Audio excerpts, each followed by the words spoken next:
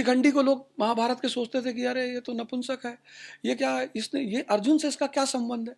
अब अर्जुन और कृष्ण यानी चेतना और परमात्मा और चेतना के बीच में जो ज्वाइनिंग बॉन्ड है वो है शिखंडी। शिखंडी यानी चिंतन पद्धति।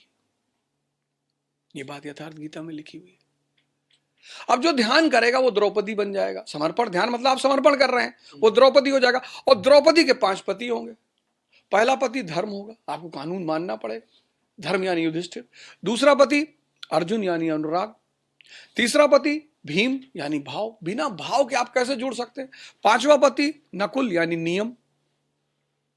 कुछ लोगों की जिंदगी में कोई नियम ही नहीं। चौथा नकुल। पांचवा पति सहदेव यानी सत्संग।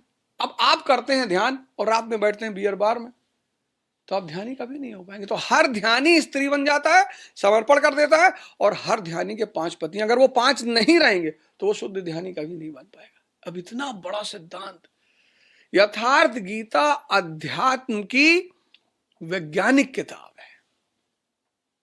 मतलब मुझे लगता है कि हर व्यक्ति को गुरु महाराज को इस बात के लिए प्रणाम करने के लिए उनसे एक बार जरूर मिलना चाहिए। पर इसका मैं देखता हूं कि इतनी रुचि नहीं लेते हैं युवा इस पे, कारण एक्चुअली क्या हुआ कि पाखंड से बहुत दुखी हैं लोग। हमारा जो युवा है उसमें ज्यादातर लोग पाखंड से बहुत दुखी हैं, बहुत दुखी। पाखंड से तात्पर्य? पाखंड, जब आप मेहनत करते हो रिजल्ट नहीं मिलता। जैसे आप, भाई एक बड़ी सिंपल सी बात है, हम लक्ष्मी जी की पूजा करते हैं और धन अमेरिका के पास है।